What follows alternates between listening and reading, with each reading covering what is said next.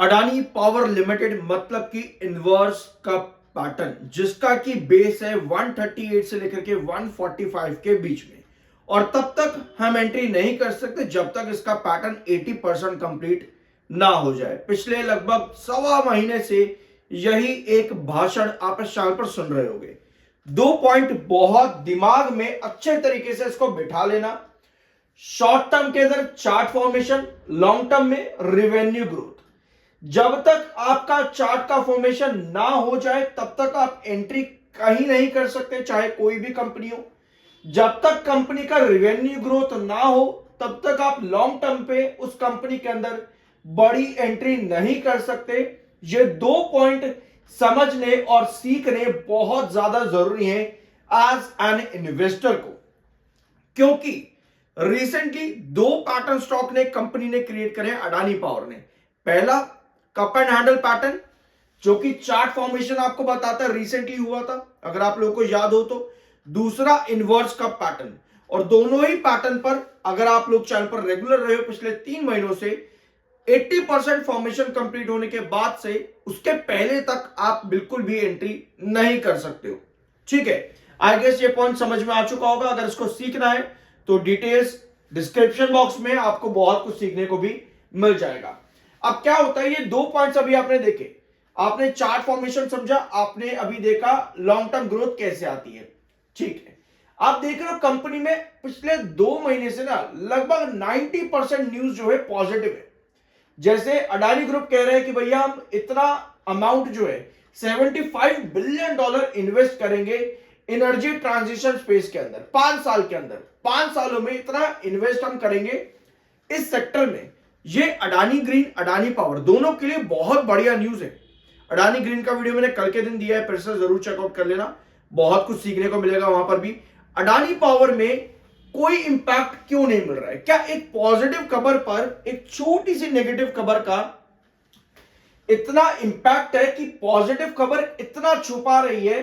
सिर्फ और सिर्फ एक बांग्लादेश का हॉल्टेड आर्बिट्रेशन मैटर क्या इतनी छोटी सी खबर को एक इतनी बड़ी खबर छुपा पा रही है? नहीं, ऐसा तो नहीं हो सकता। यानी कुछ और मैटर है। मार्केट एक्सपर्ट्स जैसे कि आपके पास आते हैं आईसीआईसीआई सिक्योरिटीज, 31 अक्टूबर को इन्होंने 187 का टारगेट दिया। इन्वेस्टर को क्या मिल रहा है आज की डेट में? आप 138 पर ड्रॉप करें इस हफ्ते के अंदर। क्यों करें? पहला आपका आता है क्या? Cup and handle. दूसरा आता है आपका इन्वर्स पैटर्न, यानी कि चार्ट के फॉर्मेशंस को अगर स्टॉक नहीं समझेगा तो आपको ये लेवल्स भी देखने को नहीं मिलेंगे।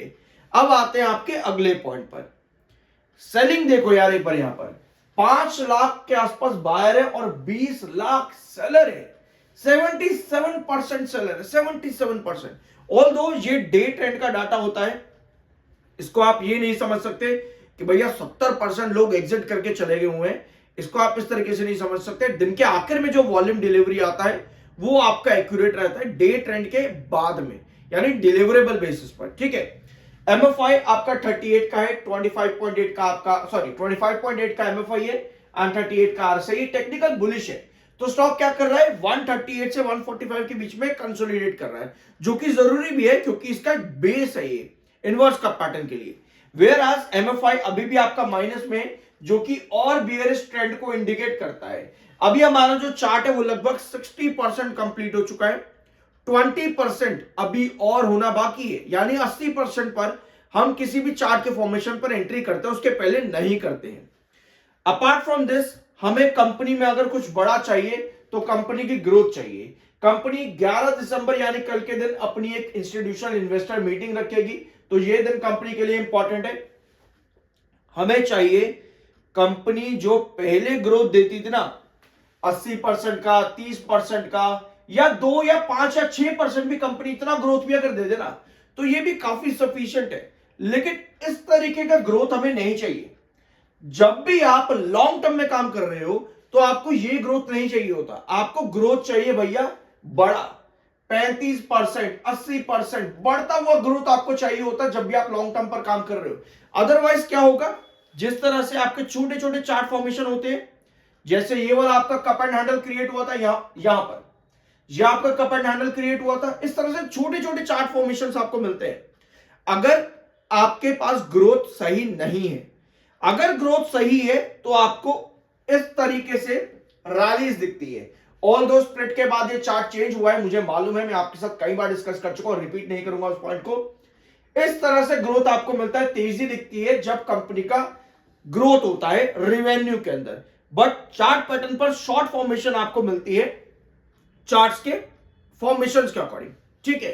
तो ये ग्रोथ कंपनी का इंप्रूव होना बहुत ज्यादा जरूरी है। दिसंबर क्वार्टर कंपनी का बढ़ना जरूरी है। Although year on year basis पर हमको कंपनी का रेवेन्यू का इंप्रूवमेंट चाहिए, क्योंकि ईयर ऑन ईयर बेसिस पर कंपनी का रेवेन्यू बढ़ेगा तो कंपनी का ये ग्रोथ भी बढ़ेगा। अभी इस पॉइंट पर मैं वापस आऊंगा, लेकिन उसके पहले एक छोटा सा चार्ट देख लेते हैं यहां पर अडानी पावर का। अगर यहां तक आ गए हो तो सब्सक्राइब करने का रीजन आपके पास में है। I am NISM 7 certified, which is a CB registered exam that I have cleared and I have a certificate for that as well. ठीक है, ये है कंपनी की फॉर्मेशन 138 से 145।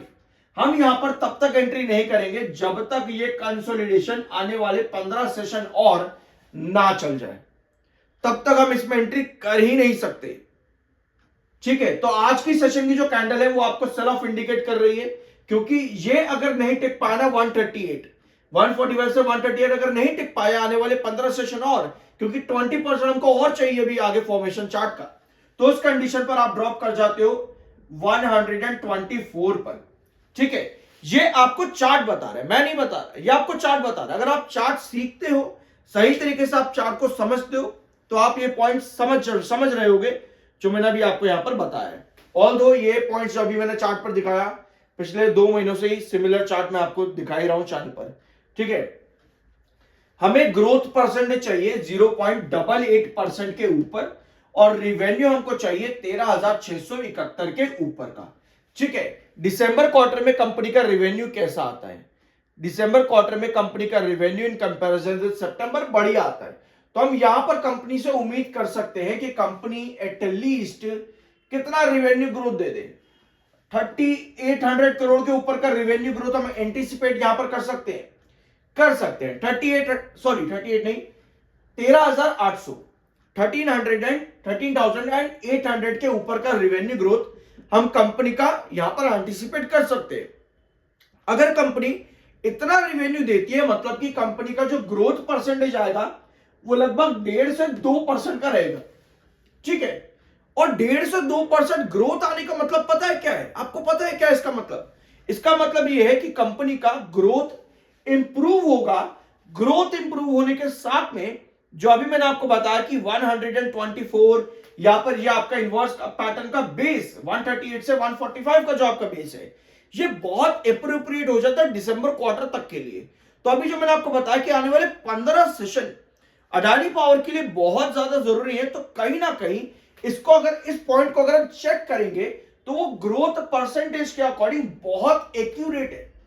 यानी किसी भी पॉइंट को आप मार्केट में समझ रहे हो तो उसकी एक्यूरेसी अलग अलग पॉइंट्स पर भी आनी जरूरी है। अगर मैं आपके सामने एक पॉइंट और रखूं तो इसका MACD सिग्नल -2 पे, यानी कुछ सेशन और अगर ये बेरिश ट्रेंड दिखा रहा है, कुछ सेशन और आपकी करेक्शन इसी तरह से चलती है, इसका मतलब ये है कि ये MACD भी आपका न्यूट्रल हो जाएगा।